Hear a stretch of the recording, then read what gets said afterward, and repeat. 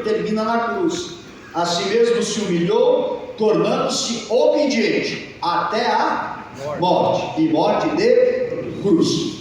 Bem, amados, então, para completar esse ponto, é preciso entender o seguinte: quando Deus criou os seres vivos, e também quando Deus criou os seres espirituais, Deus agiu de um modo distinto. Por exemplo, quando Deus criou os anjos, eu pergunto à igreja: Deus sabia de antemão que uma parte dos anjos iriam se rebelar? Sim ou não? Sim.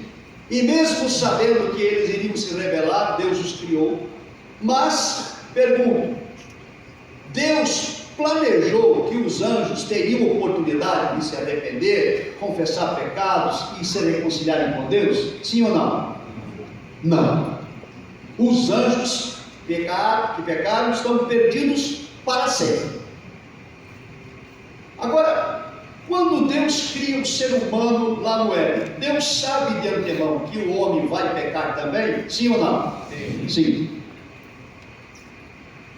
Mas diferente do que ele decidiu fazer com os anjos, que não projetou nenhum plano, para nós, Deus projetou na eternidade, antes da fundação do mundo, antes do homem ser criado, Deus soube de antemão que o homem iria pecar, e Deus projetou que daria ao homem a oportunidade de arrependimento, de confissão de pecados e de receber vida eterna. Aleluia! E nesse plano eterno da redenção, então estava previsto no plano que a Trindade elaborou, que a Trindade entraria em ação. E um dos elementos necessários do plano era de que Deus, o Filho, viesse ao mundo, tomasse a forma humana e obedecesse todo o rito, inclusive o batismo das águas, e fosse obediente a toda a lei cerimonial e moral, até que morresse na cruz, mas que ressuscitasse ao terceiro dia, vencendo a morte e nos dando o direito de vida eterna. Amém? Então é sobre esse sentido que você entendeu o batismo de Jesus. Fazia parte do plano da Santíssima Trindade, elaborado na eternidade. Bem, vamos a outro ponto: a descida do Espírito, a unção para o ministério. A manifestação visível do Espírito indicava que ele era o Messias, ele era o Cristo, o ungido de Deus. Isaías 11:2, olha o que diz o texto: e pousará sobre ele o Espírito do Senhor, o Espírito de sabedoria, de entendimento, de conselho, de fortaleza, de conhecimento e de temor do Senhor. Estava profetizado sobre o Filho de Deus, o Espírito iria repousar. Próximo texto: serviu de testemunho para João Batista. João 8, 32, 33. Então João deu testemunho dizendo: vi o Espírito descer do céu como pomba e pousar sobre ele. Eu não o conhecia. Aquele, porém, que me enviou a batizar com água, me disse: sobre quem vires descer e pousar o Espírito, esse é o que batiza com o Espírito Santo. Aleluia. Então, veja no slide seguinte: quando o Espírito desce sobre Jesus lá no batismo das águas, em forma corpórea de pomba, essa ação não pode ser confundida como uma adoção do Espírito, como se Jesus passasse a ser o Messias naquele instante. Veja, aquele momento não significa dizer que Jesus recebeu o Espírito naquele dia. Não, ele é Deus, ele sempre teve o Espírito. O Espírito está com ele desde a eternidade. O que aconteceu naquele dia então? A vinda do Espírito sobre Jesus na ocasião do batismo representa a sua unção pública e visível, marcando o início do seu ministério terreno. Isso é preciso entender. Ele não recebe o Espírito naquele dia, ele já tinha o Espírito. O Espírito vem em forma corpórea de pomba para dar o testemunho público de que aquele era o Messias, aquele era o ungido de Deus, aquele era aquele que deveria de vir. E aí, completando isso, nós temos a voz do Pai a aprovação celestial. A voz do Pai diz: este é o meu Filho amado, a quem me comprazo. Declaração solene e pública do Pai, confirma a identidade messiânica, confirma a divindade de Jesus, não inaugura a sua filiação. Ele é Filho de Deus desde a eternidade, mas proclama diante da humanidade que ele é a encarnação do Verbo. Então, amados, veja, por que é importante o batismo das águas? Porque no batismo das águas, nós temos a manifestação simultânea das três pessoas da Trindade. Deus o Filho está nas águas sendo batizado, Deus o Espírito Santo desce em forma corpórea de pomba, e Deus o Pai brada do céu dizendo: este é o meu Filho amado. Amém? Há uma declaração clara, simultânea. Então veja, a heresia de Sabélio, que dizia que Deus era Pai no Antigo e é Filho do Novo, e também é Espírito apenas da igreja, cai por terra, porque nós temos no batismo das águas as três pessoas ao mesmo tempo presentes no ato litúrgico. Então isso é importante, por isso o batismo de Jesus é fundamental para entender a doutrina. É um só Deus que subsiste em três pessoas. Agora vamos ao segundo ponto, a distinção, unidade e distinção. Aqui, amados, é uma parte mais complicada, preste bem atenção. Deus é uma só essência. É uma palavra grega chamada ousia, que foi usada no Concílio de Nicéia. Uma só essência quer dizer que Deus é um ser divino, único, mas subsiste em três pessoas distintas, do grego hipóstases, ou seja, Deus é ao mesmo tempo uno em essência e triuno em pessoa. Ele é um Deus único, ele é divino, mas subsiste em três pessoas. Ele é inseparável. Deus não se separa. Quer ver, por exemplo, nós temos algumas pessoas ensinando o modalismo. O que é o modalismo? Deus se manifesta em três modos. É o mesmo sabelianismo, é um modalismo moderno. Deus era Pai no Antigo, Deus é Filho no Novo e Deus é Espírito Santo na igreja. Então eles usam o exemplo do ovo. Diz: olha, veja o ovo.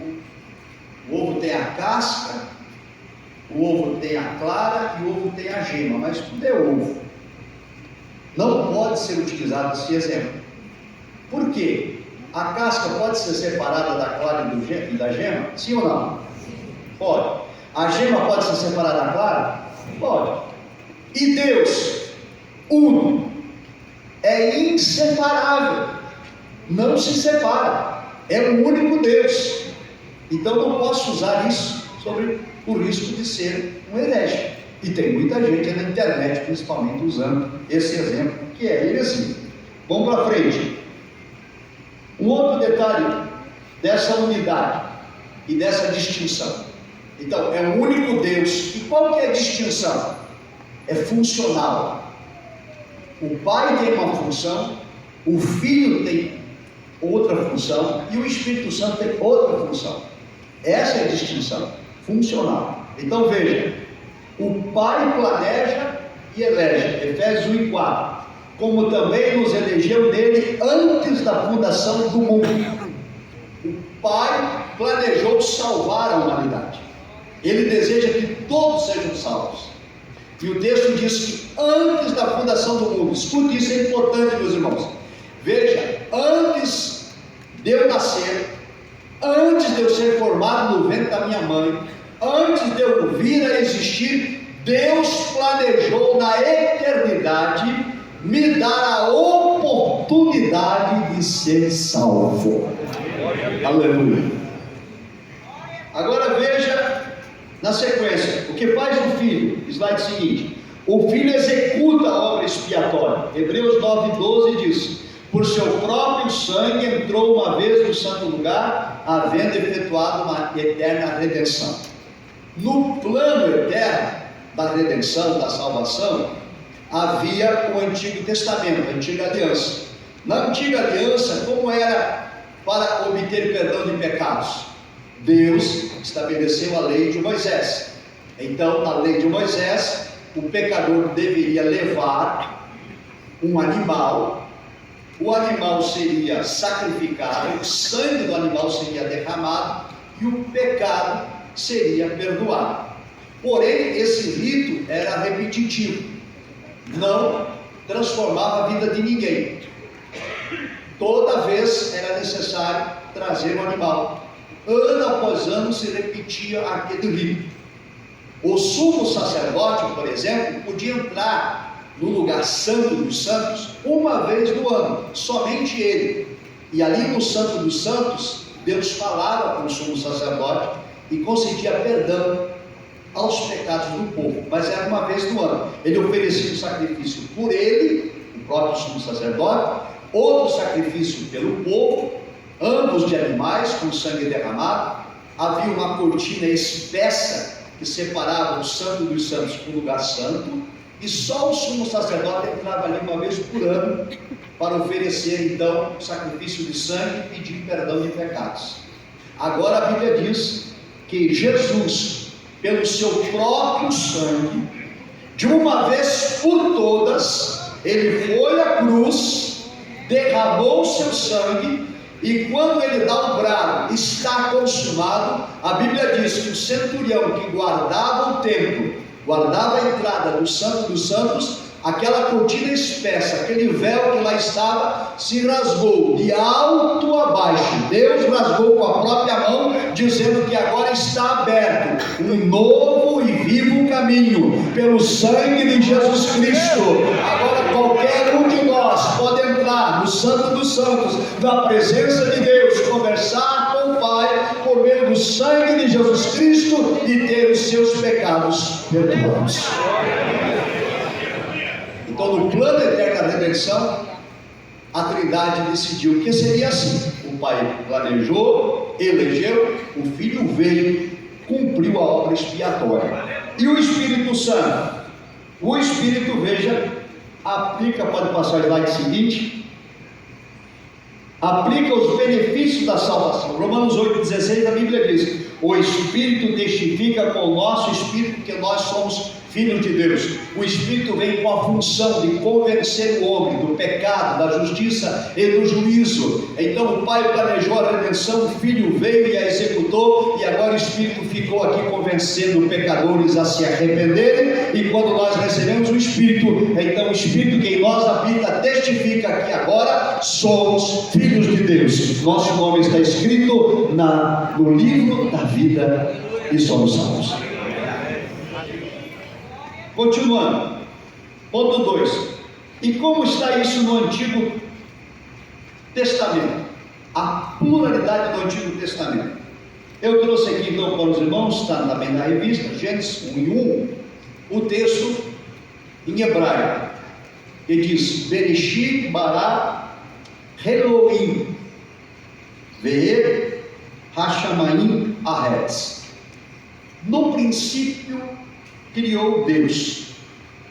Vejamos, o nome Elohim que aparece em Gênesis 1 é o nome de Deus que está no plural.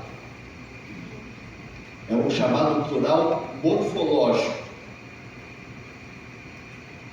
O plural morfológico não está dizendo três deuses, não é triteísmo. O plural morfológico está mostrando que há uma diversidade na unidade. É o plural de Eloá, que designa o único Deus de Israel, o monoteísmo. Vamos ver alguns textos que eu trouxe para os irmãos para a gente compartilhar, onde esse plural aparece, que é uma forma gramatical de construção que mostra a unidade do Deus triuno. Então veja, na criação do homem, Gênesis 1:26, o que disse Deus? Façamos, primeira pessoa do plural, sim ou não? Façamos o homem a nossa imagem e a nossa semelhança. Gênesis 3:22, quando o homem pecou lá no Éden, começou a fazer a diferença entre o bem e o mal. Que diz o texto, Gênesis 3:22. Então disse o Senhor Deus: eis que o homem é como um de nós. Nós é a primeira pessoa do plural ou não? Sim? Plural. Continuando. Próximo slide. Quando lá na Torre de Babel o povo queria chegar próximo de Deus por esforço próprio, Gênesis 11:7, diz o texto: eia, desçamos e confundamos ali a sua língua. Tudo no plural. Desçamos, confundamos. Deus trinou, Santíssima Trindade. Isaías 6:8, o profeta tem a visão do trono da glória de Deus. Depois disso ouvi a voz do Senhor que dizia: a quem enviarei, quem há de ir por nós? Então nós temos no Antigo Testamento claríssimo a manifestação da Santíssima Trindade, Deus Pai, Deus Filho, Deus Espírito Santo, na criação, na criação do mundo, na criação do ser humano, na expulsão do homem do Éden, na confusão das línguas em Babel, e assim outros textos que não temos tempo de ver. E no Novo Testamento, veja lá, a Trindade está presente na fórmula batismal. Vamos ler juntos? Mateus 28:19, a igreja: batizando-os em nome do Pai, do Filho e do Espírito Santo. Até aí, olha, escute isso. As pessoas dizem: não está escrito que é para batizar em nome de Jesus? Por que vocês batizam na Trindade? Lá em Atos dos Apóstolos, quando Pedro prega, ele diz: cada um de vós seja batizado em nome de Jesus. E o que isso quer dizer? Havia vários batismos no tempo de Jesus, vários tipos de batismo. Batizava-se em nome de várias pessoas. Tinha o batismo em nome de Moisés, tinha o batismo em nome de líderes de seitas. E agora Pedro está dizendo: o batismo válido é aquele que Jesus ordenou. O batismo que vale é aquele que Jesus ensinou. Então, quando ele disse batizar em nome de Jesus, está dizendo: batize na autoridade de Cristo que mandou batizar. E qual é a fórmula que o próprio Cristo disse que deveria usar? Lá em Mateus, Trindade, em nome do Pai, e do Filho e do Espírito Santo. É bíblico. O outro texto que nós usamos quase todo culto na Assembleia de Deus é a chamada bênção apostólica, 2 Coríntios 13:13. A graça do Senhor Jesus, o Deus Filho, o amor de Deus, o Deus Pai, e a comunhão do Espírito Santo, o Deus Espírito, seja com vós todos. Amém. Então, há claríssimo no Novo Testamento a presença da Trindade. Outro aspecto, um outro texto, 1 Pedro 1:2. Olha como se dá a salvação: eleitos segundo a presciência de Deus Pai. A palavra presciência, irmãos, é prognóstico no grego, quer dizer, Deus elege porque Ele sabe de antemão. Presciência quer dizer, Deus conhece de antemão. Ele sabe de antemão quem vai crer, sabe quem vai perseverar, sabe quem vai confessar pecado, sabe quem vai permanecer fiel. E a esses Ele elege para serem salvos. Então, fomos eleitos pela presciência de Deus o Pai, em santificação por obra do Espírito. O Deus Espírito nos santifica para a obediência e aspersão do sangue de Jesus Cristo. Veja aqui a Trindade na salvação: o Pai que nos elege pela presciência, o Espírito que nos santifica a viver em comunhão com o Pai, e o sangue de Jesus Cristo que foi aspergido para a remissão de nossos pecados. E Efésios 4 e 6, olha o que diz o apóstolo. Vamos ler juntos? Ou melhor, repita depois de mim, diga assim: há um só Espírito, um só Senhor, um só Deus e Pai de todos. É um único Deus que subsiste em três pessoas: o Pai, o Filho e o Espírito Santo. Amém? Agora vamos ao terceiro ponto da lição: a relevância da Trindade para a fé cristã. Aqui é muito importante. Primeiro, como se deu o desenvolvimento doutrinário da Trindade? não é uma elaboração tardia da fé cristã, como alguns acusam. Ela está presente na Bíblia, como já citei os textos do Antigo Testamento e do Novo. O Concílio de Nicéia, em 325, usou um termo grego chamado homósios. Vou pedir aos irmãos repetir isso. Diga, homósios. Esse termo é muito importante na teologia da doutrina da Trindade. Homósios quer dizer da mesma essência, ou seja, o Filho é da mesma essência do Pai, o Espírito Santo é da mesma essência do Filho. Que é a mesma essência, quer dizer que é igual, é idêntico, é eterno igual ao Pai, é divino igual ao Pai, é onisciente igual ao Pai, é onipresente igual ao Pai, é poderoso igual ao Pai, é autoexistente igual ao Pai. Filho e Espírito Santo, essa palavra grega homósios. Agora escute só, havia então em 325 a heresia de Ário, presbítero que já citei aqui, que dizia que Jesus era uma criatura exaltada, mas que ele não era Deus. Então convocou-se o concílio para refutar o ensino errado e dizer que Jesus é Deus igual ao Pai, homósios. Sabe o que fizeram então os adeptos do arianismo assim que terminou o concílio? 318 líderes da igreja, teólogos, se reuniram, estudaram o texto bíblico profundamente e declararam: o Filho é homósios com o Pai, cuja tradução em português é consubstancial, uma palavrinha bem complicada, mas a palavra consubstancial quer dizer que é igual. Poderiam ter traduzido assim, né? O Filho é igual ao Pai, mas um dia gosta de complicar um pouquinho, para não ficar tão simples assim. Então o Filho é consubstancial, é igual, ou é homócios, ou é idêntico. Aí terminou o concílio, os adeptos da heresia adulteraram o credo. Eles pegaram essa palavra homócios e acrescentaram nessa palavra uma letrinha no meio. Homócios tem duas letras O, que é o ômicron no grego.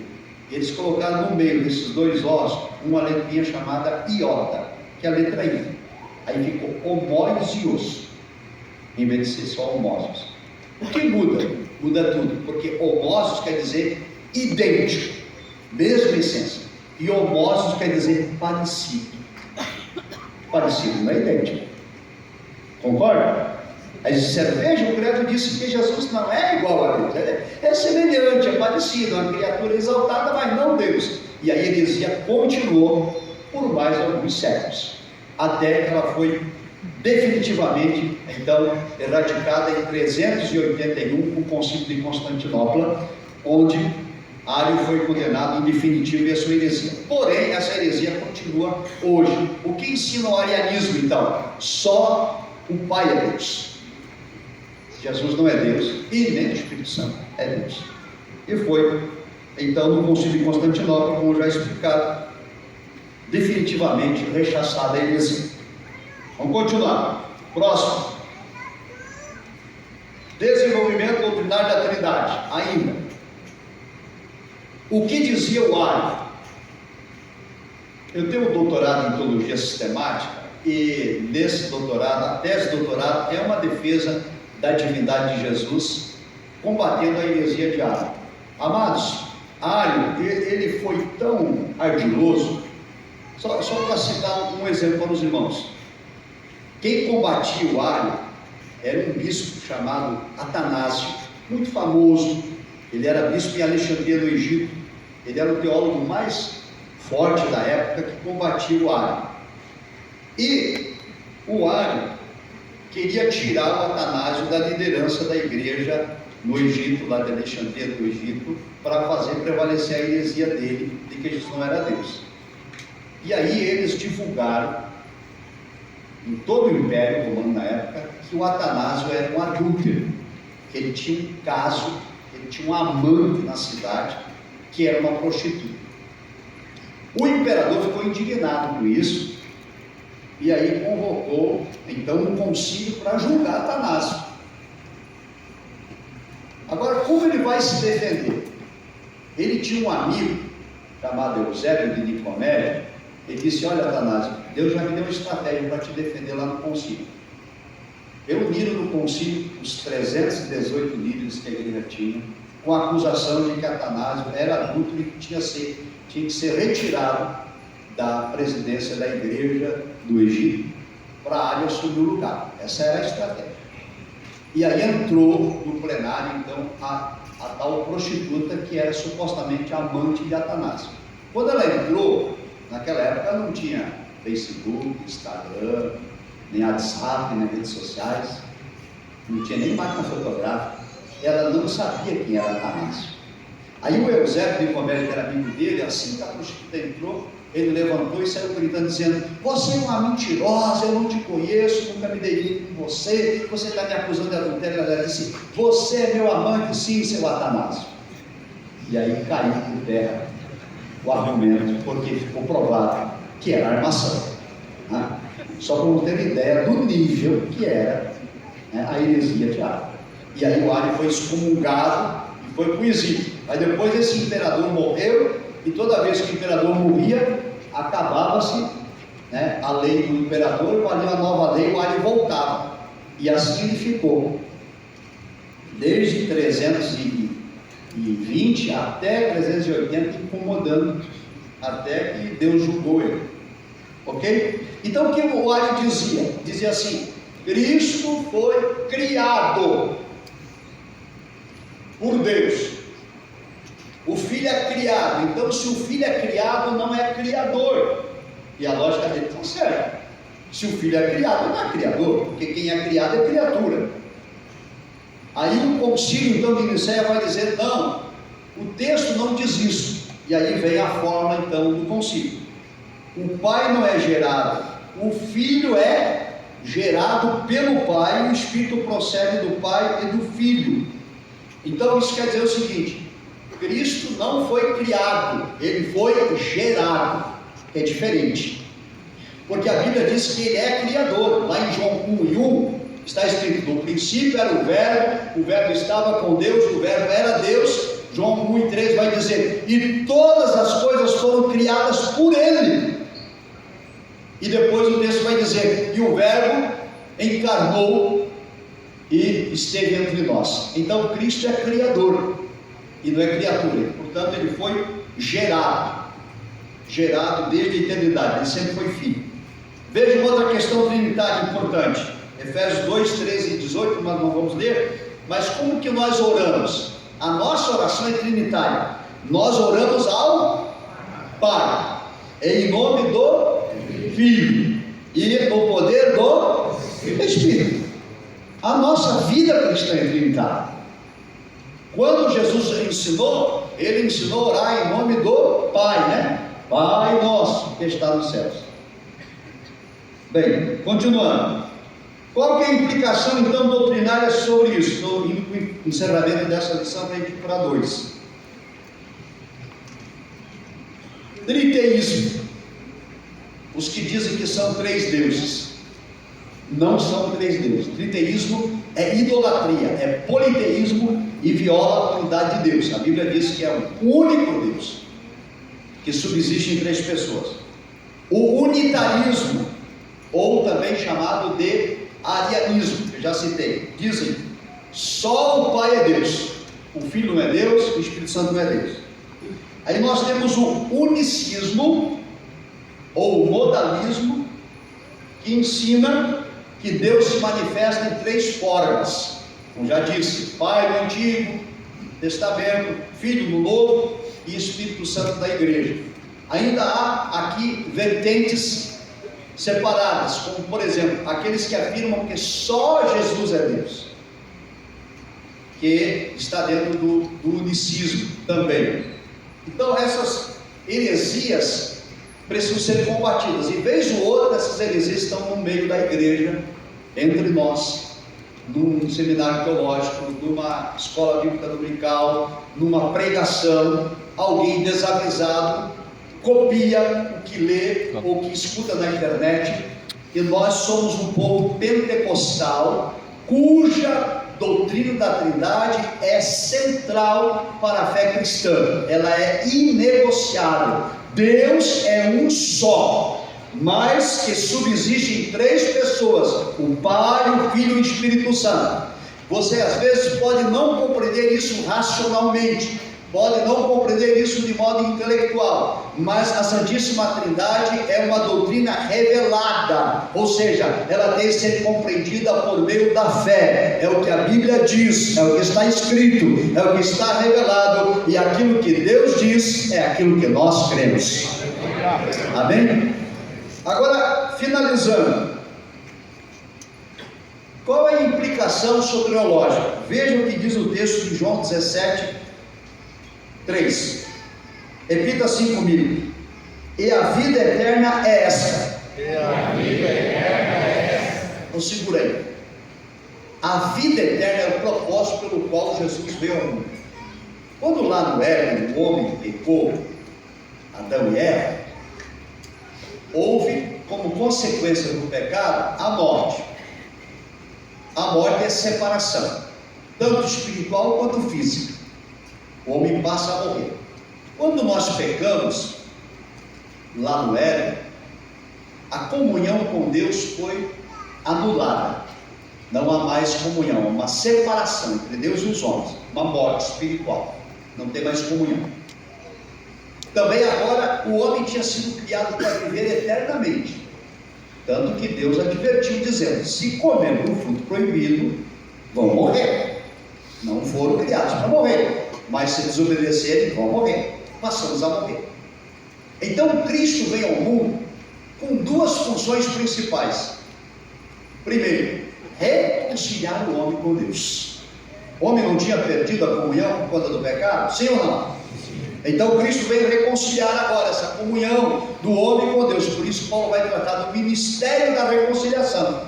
E para reconciliar o homem com Deus, é preciso que o homem confesse seus pecados, que ele abandone seus erros e que ele creia. Bem, e também a vida eterna. Cristo veio nos trazer de volta o direito de viver eternamente, porque nós estamos fadados a morrer e morrer eternamente no inferno. Mas ele pretende nos dar vida eterna, que é uma vida de paz, de alegria, de felicidade. João capítulo 10, verso 10, ele diz: eu vim para que tenham vida e a tenham em abundância. E o textual, João 3,16, o que diz o texto? Deus amou o mundo de tal modo que enviou o seu Filho unigênito, a fim de que todo aquele que nele crê não pereça, mas receba o quê? A vida eterna. Perceberam o propósito? Cristo veio nos reconciliar com Deus e, como benefício dessa reconciliação, devolver a vida eterna. Agora vejam o que diz João: a vida eterna é essa, ou seja, para eu ter acesso à vida eterna, para que eu receba de fato o direito de entrar na cidade santa, a nova Jerusalém, e viver eternamente junto com Deus, o Pai, o Filho e o Espírito Santo, ele diz: a vida eterna consiste em conhecer a Ti, só por único Deus verdadeiro, e a Jesus Cristo a quem enviaste. Amém? Significa dizer que quem não crê no Deus o Pai, quem não crê no Deus o Filho, não pode herdar a vida eterna. Não pode ser salvo. Alguém pergunta: mas por que o Espírito Santo não está citado aqui então? Porque aqui é João 17. O Espírito Santo ainda não tinha sido enviado. Jesus ainda não tinha sido morto. Jesus ainda não tinha ressuscitado. Jesus ainda não tinha voltado ao céu. E depois o Espírito Santo é enviado, então, para completar essa obra. Por isso, irmãos, a doutrina da Trindade é importante. Quem não crê na Trindade não pode ser salvo. É o que diz a Bíblia. Então, concluindo, vamos ler juntos? Vamos lá juntos? Compreender a Trindade é fundamental.